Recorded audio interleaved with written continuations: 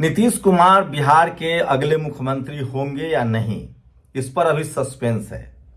लेकिन कहा जाता है कि नीतीश कुमार के नस नस में राजनीति है। आप नीतीश कुमार को धोखा देकर बच जाएंगे, ऐसा नहीं होता है।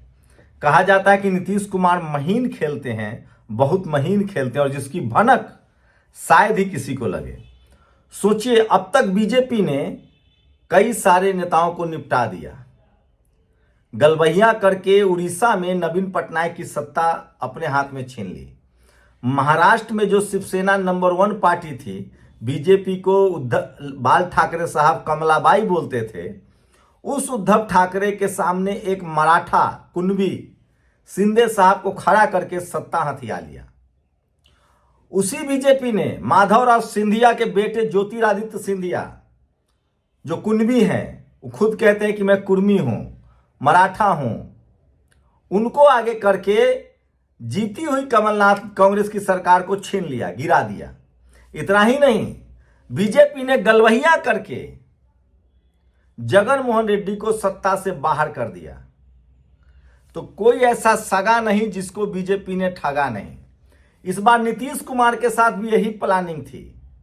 अमित शाह ने कह दिया था कि बिहार में विधायक चुनेंगे सरकार मुख्यमंत्री, मतलब उनको मुंह में नहीं फूट रहा था कि नीतीश कुमार मुख्यमंत्री होंगे। बाद में यही बात ललन सिंह ने कहा, और कुछ देर के लिए तो चिराग पासवान ने भी यही बात कही थी। लेकिन सोचिए, नीतीश कुमार ने खेल पलट दिया है। मैं पिछले 2-3 दिनों से नीतीश कुमार के संसद का भाषण सुन रहा हूं। संसद में वो एक जगह कहते हैं कि ऐ संघियों, ऐ आरएसएस वालों, ऐ बीजेपी वालों, तुम्हारा जो ये राष्ट्रवाद है, हिंदू राष्ट्रवाद, मैं उसको नहीं मानता हूं। मैं भारतीय राष्ट्रवाद को मानता हूं। मैं जाति कुव्यवस्था को नहीं मानता हूं, वर्ण कुव्यवस्था को नहीं मानता हूं। मैं भारत के संविधान को मानता हूं। एक जगह तो वो यहां तक कह रहे हैं कि मैं जानता हूं कि मैं मंडल नहीं कमंडल वाला हिंदू हूं। माफ कीजिएगा, मैं मंडल वाला हिंदू हूं, कमंडल वाला नहीं। तो नीतीश कुमार की राजनीतिक और सामाजिक समझ पर आप कम से कम भरोसा रख सकते हैं। लेकिन सोचिए, नीतीश कुमार को फंसाने चली बीजेपी फंसा रही थी, नीतीश कुमार ने बीजेपी को फंसा दिया है। और सच्चाई यह है कि कल तक नीतीश कुमार को इसलिए मुख्यमंत्री माना जा रहा था कि लालू यादव के दरवाजे खुले थे और केंद्र की चाबी भी नीतीश कुमार के हाथ में थी। और आप सबको पता है कि नीतीश सबके हैं। नीतीश के रिश्ते पवार से भी हैं, नायडू से भी हैं। नीतीश जी के रिश्ते अभी भी लालू जी से भी हैं। तो बिहार में जो कल तक बीजेपी बड़े भाई बनी हुई थी, अब वो दूसरे नंबर पर आ जाए तो कोई हैरानी मत करिएगा। लेकिन मैं फिर कह रहा हूं, नीतीश कुमार जिस समाज से आते हैं वो सामाजिक न्याय का पुरोधा रहा है। आप याद कीजिए, साहू जी महाराज, कोई कहेगा कि वो आरक्षण के जनक नहीं है। जाति जनगणना की शुरुआत उन्होंने नहीं की, और कोल्हापुर के राज में उन्होंने सामाजिक न्याय को कैसे आगे बढ़ाया। और उस समय बाबा साहेब को उन्होंने विदेश भेजा और बाबा साहेब को बहुजनों का नेता घोषित किया और कहा कि भारत को मुक्तिदाता मिल गया है, और वो है डॉक्टर अंबेडकर। सोचिए, बाबा साहेब अंबेडकर ने 3 लोगों को गुरु माना है, फूले साहब को, कबीर साहब को और संत रविदास। कबीर साहब को गुरु माना है, फूले साहब को गुरु माना है और बुद्ध को गुरु माना है। तो साहू जी महाराज के वंशज है नीतीश कुमार। उससे आगे चलिए, मराठा कुणबी का संबंध आप सब जानते हैं। शिवाजी महाराज, उनके राजकाज पर कोई उंगली नहीं उठा सकता है। वो हमेशा अन्याय के खिलाफ रहे, चाहे वो क्रूर और अत्याचार शासक कोई भी रहा हो। उन्होंने कभी अपनी तलवारें नहीं रखी और क्रूर और अत्याचार उस समय के तमाम राजाओं से लड़े। यही गुण गुरु गोविंद सिंह साहब में था। गुरु गोविंद सिंह साहब ने 14 किताबें लिखी तो 13 लड़ाइयां भी लड़ी, और वो उस तमाम राजाओं के खिलाफ लड़े जो क्रूर और अत्याचार था। इतिहास में वही राजा सम्मान से नाम लिए जाते हैं जिन्होंने क्रूरता और अत्याचार के खिलाफ लड़ा हो, चाहे वो शिवाजी महाराज हो, चाहे सिख धर्म के 10वें गुरु गोविंद सिंह जी महाराज हो। उनका भी संबंध पटना से है। तो सोचिए, ये देश उन लोगों को याद रखता है, चाहे इस देश में महाराजा रंजीत सिंह हो, चाहे इसी देश में मुगलों से लोहा लेने वाले और न्याय के लिए अपनी जिंदगी कुर्बान कर देने वाले लोग हों। ऐसे बहुत राजा हुए हैं, चाहे वो गुरु तेग बहादुर हों, उन्होंने कभी घुटने नहीं टेके ताकत के सामने, सत्ता के सामने। आप सोचिए, तो नीतीश कुमार के बारे में कहा जाता है कि उनको फंसा दिया गया है। मैं फिर कह रहा हूं, नीतीश कुमार के साथ न्याय नहीं होगा अगर इन बातों पर नजर न डालें।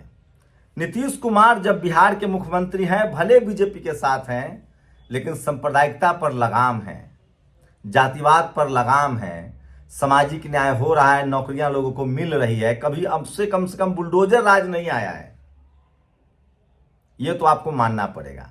और जिस बीजेपी ने नीतीश को फंसाने का प्लान बनाया था, जैसे शिंदे जो मराठा कुनबी है, उनको सत्ता से बेदखल कर दिया गया, पहले उनका इस्तेमाल हुआ, फिर उनको फेंक दिया गया, मुख्यमंत्री वहां ब्राह्मण बन गए। यही प्लानिंग थी बिहार में। लेकिन अब नीतीश के पास दोनों चाबी है, नीतीश सबके हैं। नीतीश के लिए आज भी इंडिया गठबंधन के दरवाजे खुले हैं और नीतीश के टच में अब चिराग पासवान भी है। जिस चिराग पासवान को हथियार की तरह इस्तेमाल किया गया था लड़ाने के लिए पिछले चुनाव में, इस बार चिराग पासवान के घर नीतीश कुमार गए और नीतीश कुमार से मिलने चिराग पासवान आए। तो मैथमेटिक्स क्या है वो समझिए। पहले तो बीजेपी का मंसूबा था कि नीतीश कुमार को मुख्यमंत्री नहीं बनाएंगे, लेने के देने पड़ गए। अंत में बीजेपी की कोशिश थी कि 7-8 सीट जो है वो हमारे और हिस्से में आ जाए, मामला खत्म। लेकिन नीतीश कुमार ने न्याय किया और बीएसपी वाले को जिताया, जिनको सर्टिफिकेट रोका जा रहा था। 3 आरजेडी कैंडिडेट, चाहे वो ढाका हो, चाहे वो मखदुमपुर हो, उनको जिताया। 2-3 कांग्रेसियों को जिताया जिनका रिजल्ट रोका जा रहा था। यहां तक कि आईपी गुप्ता का सहरसा में रिजल्ट रोका जा रहा था, उनको भी जिताया, जबकि यहां जेडीयू को कोई फायदा नहीं था। उसके बाद आज जो हालात हैं बिहार में, सोचिए, नीतीश कुमार आज भी इंडिया गठबंधन के साथ आकर मुख्यमंत्री बन सकते हैं, बीजेपी धरी की धरी रह जाएगी। इसलिए बीजेपी नेताओं के सुर बदल गए हैं। सोचिए, तो पहले भी नीतीश कुमार के हाथ में चाबी थी केंद्र की, और पिछली बार चिराग पासवान को आगे करके नीतीश कुमार को कमजोर किया गया था। इस बार तो उन्हें मुख्यमंत्री मानने से इनकार कर दिया गया था। आपको क्या लगता है कि साहू जी महाराज के वंशज, शिवाजी महाराज के वंशज, सोनेलाल पटेल के अनुयायी और त्रिवेणी संघ के संस्थापक, सोचिए, महामना रामस्वरूप वर्मा के अनुयायी नीतीश कुमार, और जिनकी ट्रेनिंग जननायक कर्पूरी ठाकुर के हाथों हुई है, वो इस बात को भूल गए होंगे? नहीं, नीतीश कुमार को सब कुछ याद रहता है। पहले जैसे रामविलास पासवान, नीतीश कुमार और लालू यादव एक फोन की दूरी पर होते थे, नई खबर आ रही कि चिराग पासवान, नीतीश कुमार और तेजस्वी यादव एक फोन की दूरी पर हैं।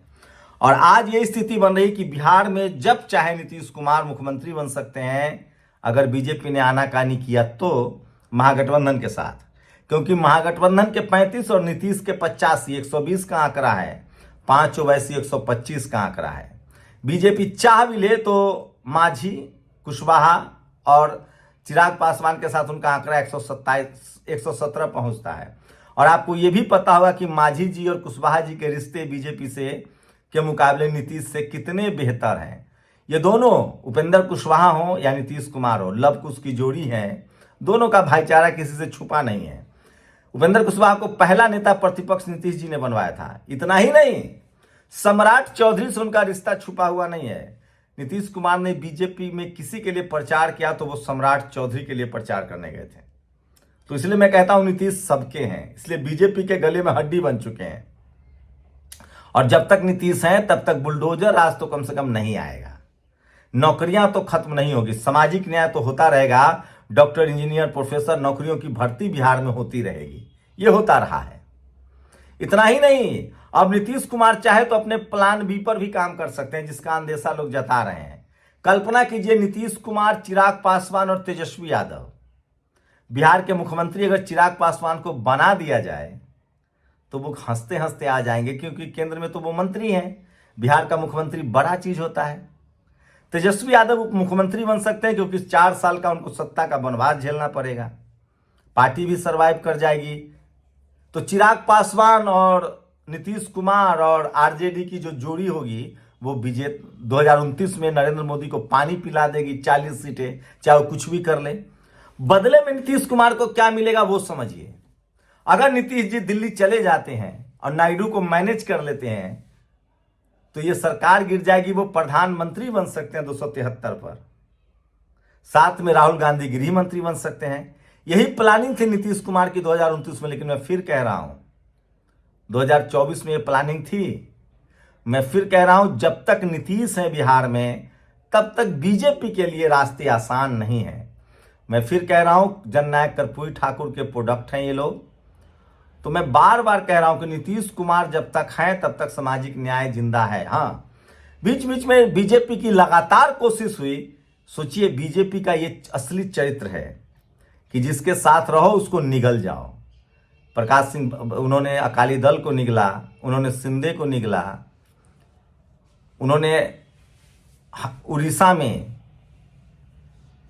पटनायक को निकला, जगन मोहन रेड्डी को निकला। इस बार नीतीश को भी निगलने ही वाले थे, लेकिन नीतीश बच गए, बाल बाल बच गए।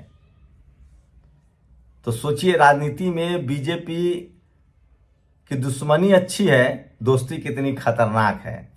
ये बात नीतीश कुमार से बेहतर कौन जानता होगा। लेकिन एक बात तो है, मानना पड़ेगा नीतीश कुमार को।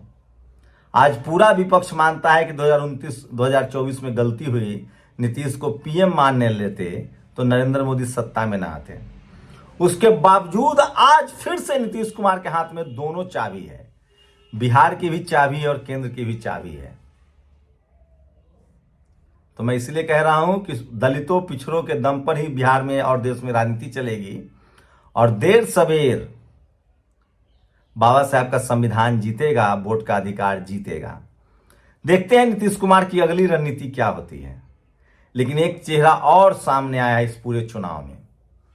जहां ललन सिंह बीजेपी की भाषा बोल रहे थे, जहां संजय झा अमित शाह के साथ गलवैया कर रहे थे और विजय चौधरी अपना क्षेत्र, अपनी किला बचा रहे थे, नीतीश कुमार के साथ निस्वार्थ कोई खड़ा था तो वो एकमात्र शख्स था मनीष वर्मा।